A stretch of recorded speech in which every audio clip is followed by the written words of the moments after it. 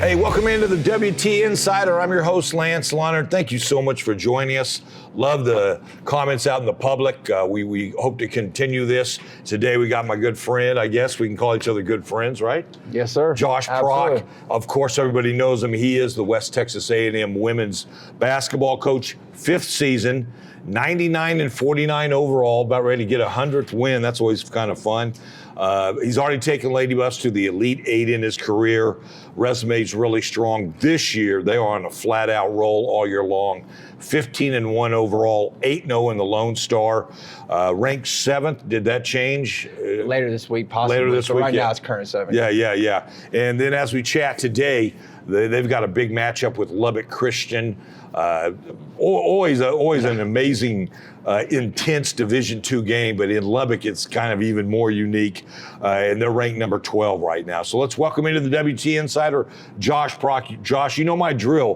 What's the best thing that happened to you today? Well, I do have a funny story to tell you, Lance. So this morning I had to, I'm on my way to practice, and Canyon ISD, they've got these Chromebooks now that they have to use. Okay. So my son calls me and says, "Dad, I forgot my Chromebook at home." And I'm on my way to practice. I said, "Son, I don't know if I can get that to you." He's like, "Oh man, I'm cooked." So it was a funny moment, but we got in the Chromebook, so he's all good. Did you arrange to get I arranged it. Okay. So we were able to get somebody to help us with that. Yeah, the Chromebooks, they're durable though. They're durable. Thank goodness they are with my kids. Yeah, I like that. I like that. Hey, Josh, you're a basketball lifer, no doubt about that. So the sport of basketball had to become a passion or hit your soul, your heart, like I like to call it. How did that happen, if you don't mind letting us know? Yeah, it started at an early age. I probably back in the 5th, 6th grade. I actually grew. I know I'm not the tallest guy right now, but I was one of the taller kids then. Really? And I played center when I was in the 5th and 6th grade. Yeah. So but back to the basketball. Back to the basketball, which is a mistake now. Yeah, 100%. Yeah. But that's where I drew the love. I was back then, and I just. Honestly, when I went through junior high and high school, I didn't play anything but basketball. I mean, you remember the movie The Pistol? Yeah. About Pistol Pete? Oh, my favorite player of all time. I used to watch that all the time. He slept with his basketball. I slept with my basketball. I dribbled my ball around school. He dribbled his ball around school. That is awesome. I didn't quite have the. Could you dribble in a car? That car? Did you ever try the car? I did a bike. Okay, the bike. I could do a bike. Wow. I could dribble with a bike because that's one thing that really helped me. But. No, I obviously was never as talented as Pistol Pete. Yeah. He was or 6'7", 6'8". Yeah, and he was special. But ever since then, I loved the game, and I knew this is what I wanted to do. And whether I wanted to coach or play, a funny story about what got me out of playing was I was actually up at Frank Phillips. Okay. And I was trying to walk on there and play. Okay, cool. And so one thing I was going to do is try to impress the coach, right? I'm going to get up there. I'm a little guy. I'm going to try to take a charge on this kid. Like, I'm going to show coach I can take a charge. Well, when I went up to take a charge, I'm looking up like this, Lance. This guy's jumping over me to dunk on me. And so I go home and tell my dad that story. My dad said, "Son, you might want to think about something else for the rest of your life. I don't know if basketball is going to feed your family, buddy." And so, but that's when the coaching started, because I knew I had a passion for the game. I knew I had a mind for it, and just I love being around ball. It's so much fun. Junior college basketball players, they have their issues, but they got jump. skills. They got skills. Jump. They can jump. Hey, and many of you out there might not know this, but Josh had the opportunity to coach with Kelvin Sampson. Obviously, he's the wonderful coach at Houston. Just an amazing coach. When he was at Oklahoma, take us in a little bit. How did that change your coaching philosophy? Did that inspire you, or was it just a great experience? I think it's all the above. When I first went there, I was at junior college at the time, over there with Blake Brown at Frank Phillips. Yeah. And, I asked, because I told him, I said, "Look, I want to coach in college." He says, "When you get there, completely devote yourself to the program, whatever you got to do, So when I got there, that's what I did. I wanted to show the coaches I was willing to do anything, kind of put away your social life, do what you got to do to show these coaches this is what you want to do." Wow. But when I got there, I just fell in love with the program. Yeah. Coach when you talk about a guy that knows how to put a program together, and you're going to have throughout your career ups and downs, right? But a consistency through the years is what you're looking for. Yeah. And that's what he has. And just the consistency that he approaches every day with, What about game situations? What about like game X's and O's? Is he really brilliant at that? Is that his strength? I think he is good at it. Yeah. I mean, but one thing about him, they won't run a play. Like, for example, I don't know if you remember that shot they had against Purdue last year, that baseline out of bounds play. Yeah. You go back and you watch their film, they've run that play several times this year. That wasn't a one-time thing. So he's a big believer in like repetition. Like, we're going to run a play. I'm not going to just run something that we haven't run. Or an action, like a screening action that we haven't run. So he likes consistency in that area. Is that your philosophy with the Lady Buffs? 100%. Like, I don't want to run something, or like if we haven't set a flare screen all year, I'm not going to call a flare screen play at the end of a game because kids don't know how to do it. Yeah. Right? So you want to stay consistent with what you've been doing all year long and go to those kids that have, that brought you there. Yeah, I know that's a blessing in your life, though, right? Yeah. And anybody who doesn't think he knows him, when Austin Johnson was going into the Hall of Fame, who gets a call? Josh does from Coach. So that was pretty cool. Yeah, and he was very gracious with his time there. You could kind of see what he's about off the court a little bit. He was very low key. Yeah. Austin's moment in the sun. I don't want to steal your moment. And Austin said, "Hey, if somebody asks for an autograph, it's all good, And he was very gracious. When I worked for him, I got the opportunity to spend some time in his home with him and his daughter and son and his wife, and have dinner with him. And so, kind of my role was there to help Coach do whatever I got to do. And so I had several dinners sitting at their table with them. And I can tell you, I would want my kids being raised by that guy. Yeah, that's cool. I mean, our play there. Whatever. Yeah, they got the band back together, and they're pretty dang good at these kids. Coach is a tremendous man. He cares about his people. The biggest thing about him is he's loyal. He'll always have your back. Yeah. June 2nd, 2021, you officially become the head coach of West Texas A&M. Coming over from the enemy. No, I'm just kidding. Eastern New Mexico, but what do you remember about that day? So I remember the Friday night I got a call. I was the church my wife and I and my family attended there in Clovis Portales. They had a Friday night service, and I was in church and the phone rings and it's Michael McBroom, and I told my wife, I said, well, this is either good or bad, so I better go take this call. So I step out, I'm talking to Michael, and I get into our little chapel area, and you got to remember the lights are off, so I can't see anything. Yeah. So he's sitting there offering me the position. I'm jumping up and down, so excited about this. And so I go back in, and my wife goes like this, and she puts her thumb up, and I go like that. So we were able to talk later. Very cool. But it was an exciting time for the Prock family. Yeah. Hey, if you don't mind, before we talk about your team, and we will hear right after this question, but the portal has changed. NIL more on a Division I level, let's get real, but the portal has changed the world of coaching, of college basketball, football, those two, baseball as well, but especially basketball and football. Take us in. What's it like? How do you handle it? Is it just different recruiting your team all year, things like that? Or I mean, I'm sure you've accepted it by now, but how do you handle it? Yeah, I mean, it's part of what we're doing now. I mean, the portal's not going away, and never will be. Sure, there'll be adjustments to the time periods and different things like that, I'm sure, throughout the years. But I think the biggest thing still, I think the game of basketball, or all sports, I should say, it still comes down to the relationships you have with your kids. I mean, we've been very blessed here. We haven't had very many kids hit the portal. It's not, and I don't think it's the fact that this or that. I think the biggest thing here, Lance, is just the relationships that we try to, myself and my coaches, that we build with our players. You're going to love them. We're going to serve them. We're going to care for them. If they decide to want to talk about going into the portal, then we can talk about it. I mean, at the end of the day, it's what's best for the kid. If that's what's best for the kid, like, for example, you have a kid that just is a monster and can go to Division I and sign an NIL package and get money, you can't stop a kid from doing it. She may never see that kind of money again. Yeah, and so, I get that. Yeah, so you gotta keep those things in mind, because at the end of the day, it is about the kids. We do this for the student athletes. In my opinion, put a limit on the number of transfers simply, or something. Yeah. Or like in football, you got to wait till the season's over. So they can correct. Yeah. There's a lot of correctable aspects. Yeah, you of look it. at you look at Indiana and Miami right now. They're having to bring kids in on when you're going into visits. the second semester of Yeah. the season. That's Yeah. well, you guys deal with that all the time. Yeah, it's crazy. Yeah. All right, man. You guys are on a roll all year. 15-1, 8-0. What? Tell us about this team. If you watch it play, you're very deep. You out rebound people.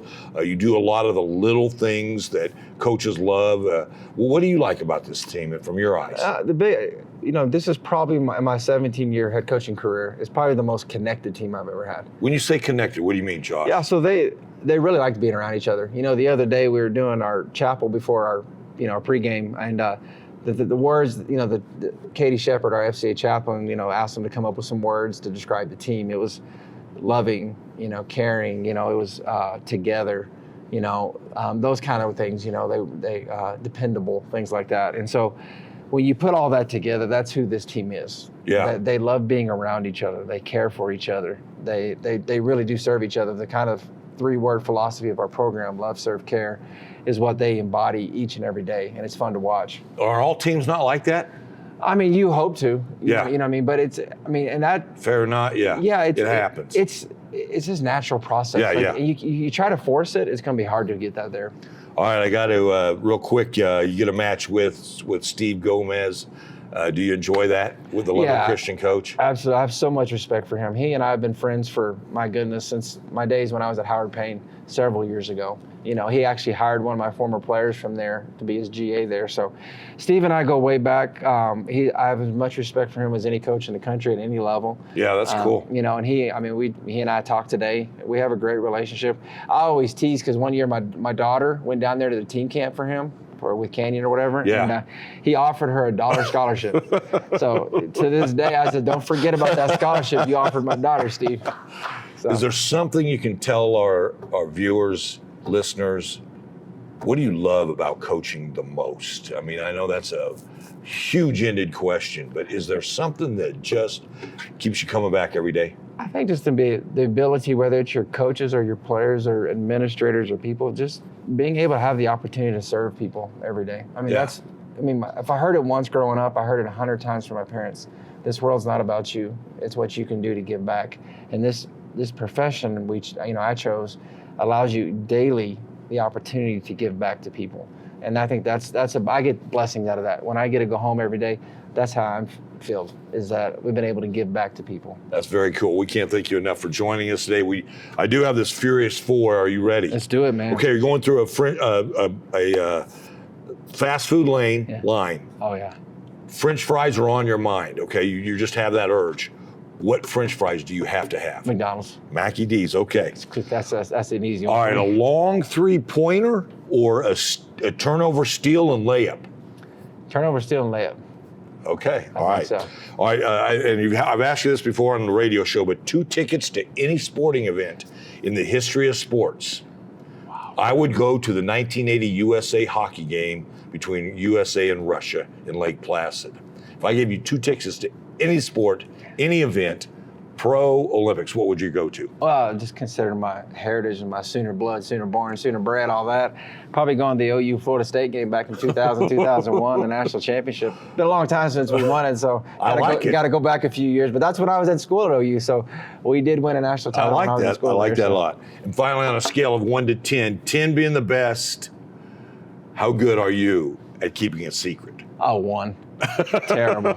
My players know they can get anything out of me. I'm so bad at it. Is your wife the same way? No, she's way better. Okay. She's probably a 10. The kids know, like, Mom and Dad said something. Dad, what'd they say? Like, they know to come to me. Yeah. Josh, thank you so much for joining us today on the WT Insider. We appreciate, and congratulations on, I know you got a lot more left to play, but we appreciate what you've done so far. Thank you. Appreciate you, Lance. All right, yeah. Hey, let's hop out of here. We'll see you guys soon. WT Insider is brought to you by HTeaO. Located at 504 23rd Street in Canyon, HTeaO is a proud supporter of West Texas A&M Athletics. Hey, welcome into the WT Insider. I'm your host, Lance Lahnert. Thanks for joining us today. We've got a special one. Let's interview or introduce you properly. He played his high school ball at Fossil Ridge High there in Fort Collins, Colorado. Earned first team All-State. finalist for Colorado Gatorade Player of the Year. Right now, he's a junior guard at WT, 4th year there with the Buffs, played in 83 games. Does it feel like 83? With that year off, not really. It feels, Yeah. you know, kind of like. And I we'll think, talk about yeah. that. That interrupts everything, doesn't it? Yeah, it does. You know, it feels like 17 games, I think, is how many we've played this year. So it feels like I'm in a whole new career. Yeah, so, I like that. Yeah. He has started all 17 of those games, by the way. The Buffs are 14-3, and he's averaging 14.3 points, 4.3 boards. Not bad there, man. And then he leads WT in assists with 67, 3rd in steals with 20. He has 93 career three-pointers. I don't know if you knew that, but so let's welcome into the Insider, Brock Mishak. Brock, what's the best thing that happened to you today? Oh, man. Got some shots up earlier. Girls had practice a little earlier than I was expecting, but you know, got some shots up, so that's always a great way to, you know, start the day. So You're a shooter, so how many shots do you try to get up in a day? I don't necessarily try to get like a shot, you know, amount. I try to, you know, get so many in a row. So that's kind of how I run my workout. Made baskets in a row? Yeah, Oh, so wow. I go through, you know, try to get 5 in a row, 4 in a row, and then, you know, back up a little bit from deep.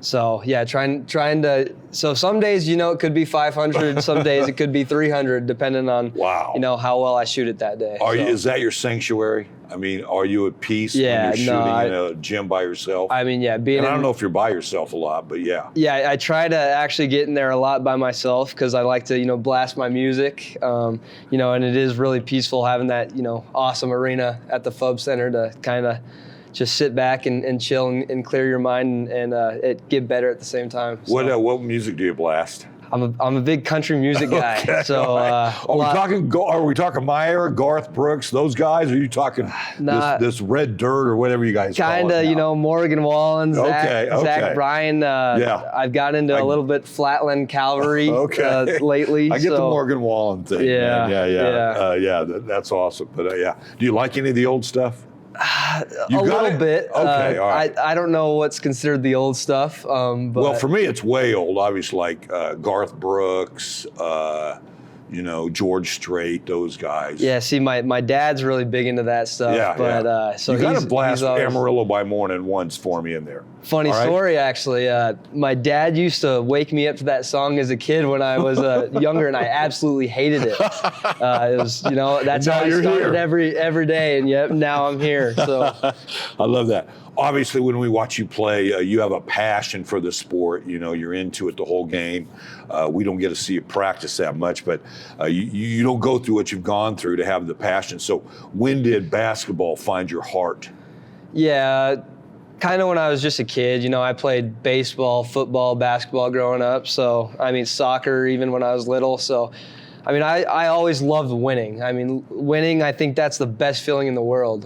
So, you know, I love competing. And, you know, as I got older, basketball, I kind of got pretty good at it. So, you know, my dad played at a Colorado School of Mines, so he kind of paved a little path for me. And, Dad's a brainiac at Mines. I mean, I mean, at one time they had a record, you know, in the college world that every graduate had a job by the time they walked. They were at 100% for like 12 consecutive years. Yeah, wow. I mean, you know how it is. Yeah. So yeah. Hey, you trade in Fort Collins, Poudre Canyon, the whole gorgeousness of the flatlands of West Texas. How'd you find WT? So actually, Ryan Quaid, he came here. Love Ryan Quaid. He was a Fossil great, WT great. So he kind of really paved the way for me. Yeah. And Quincy Henderson, he came out he used to be the assistant here. He came out to watch me play in some showcase, and I guess I was good enough. I guess he liked enough of my game for them to kind of take a chance on me, and loved the facilities when I came down on my visit, and just seemed like a great place to be with the coaching staff and success they had. So did you figure out the word fixin' pretty quick here? You know what I mean? Fixin' to go, or, you know, we fix things in Colorado. And here they say, I'm fixing to go eat or something like that. Yeah, I don't know if I still have got that one yet, but yeah, maybe as I continue to be here. Was Ryan influential on the decision, or do you really know him that much? A little bit. So, I talked to him, a couple times. Yeah.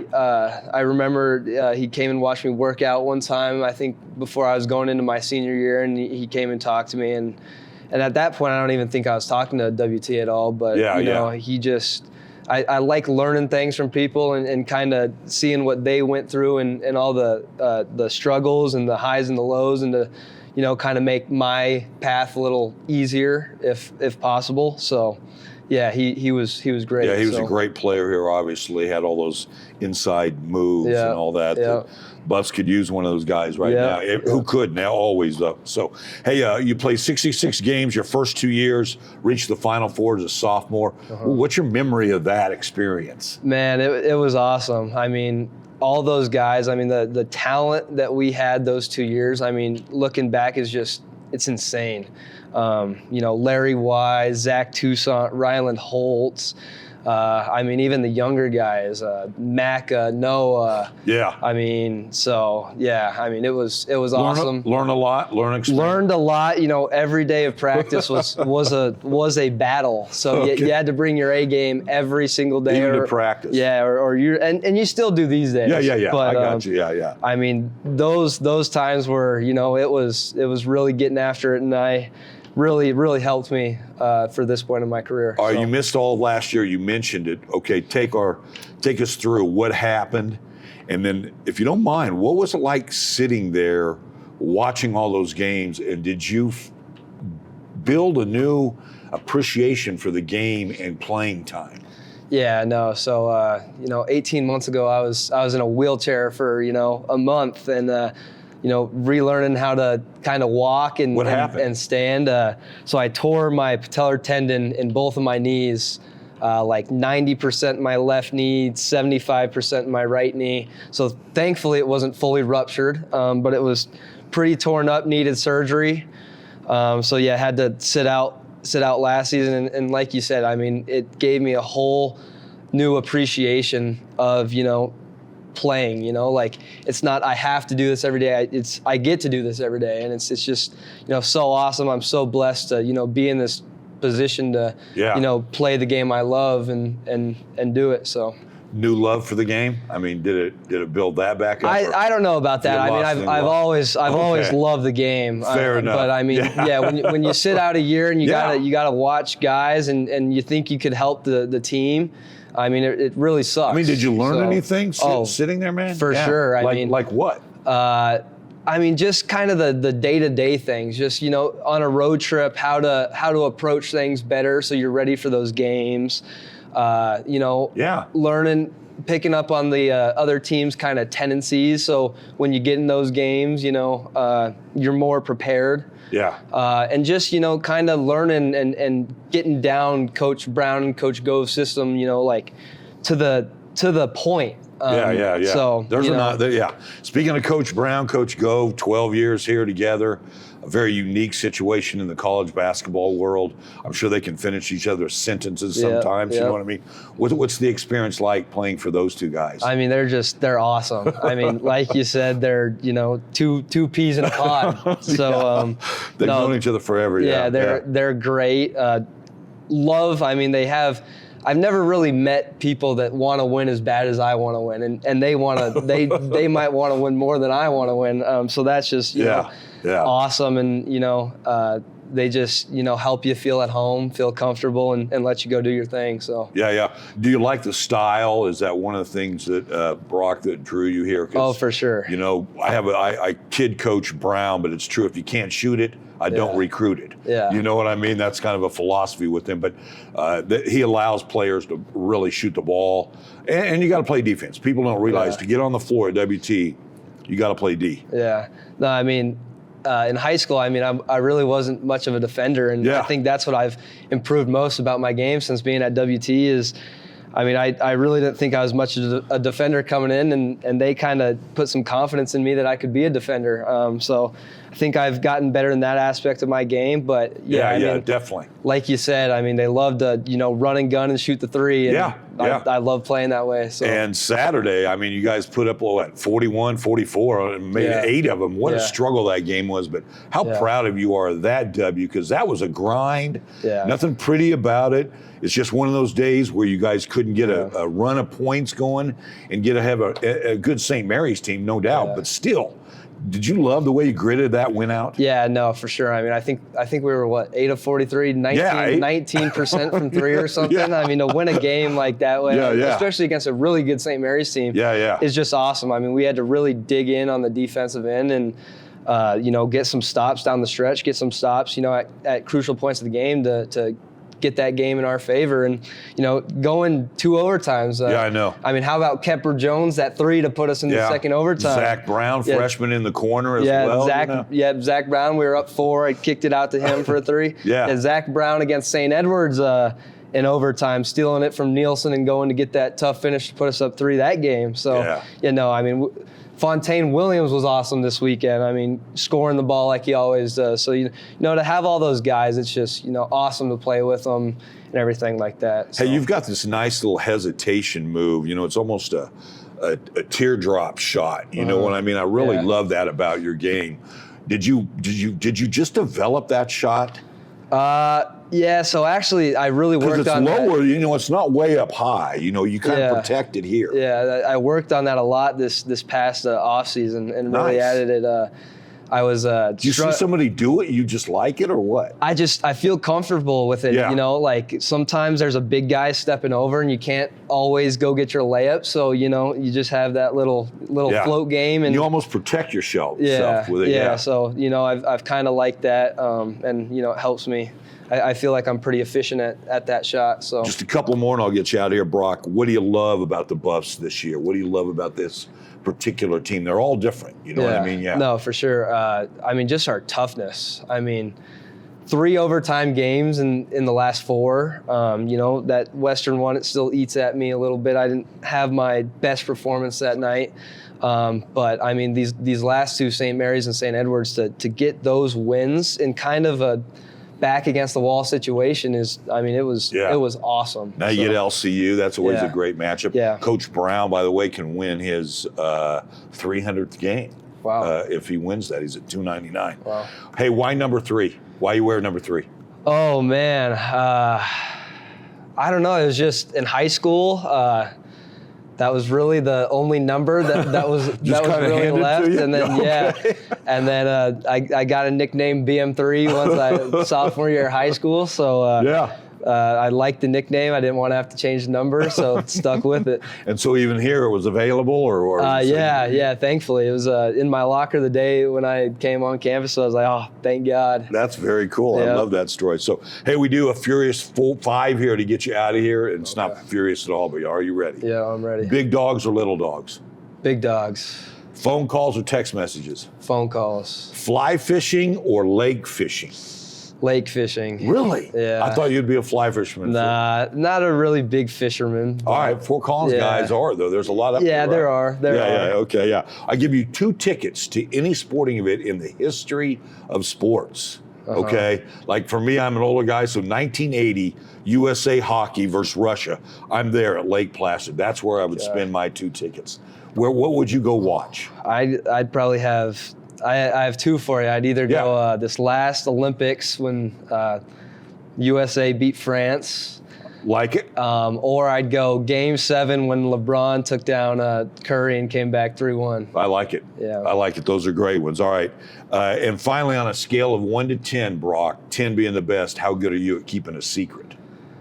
I feel like an 8. Okay. I feel like if it's pretty important, I'm going to keep it for you. So this WT Insider is the Brock and Prock show, and Prock was a 1. Okay. Coach Prock. So don't tell him anything over the women's side. Gotcha. Hey, thanks a lot. We really enjoy watching you play the game. Go out and support the Buffs. It's a fun group to watch. And a lot of basketball left, and a lot of big-time basketball left. So thanks for coming in. Thanks so much for having me. Appreciate you. Anytime. Hey, let's hop out of here. This is the WT Insider. You guys have a great day. And like I said, let's go support WT.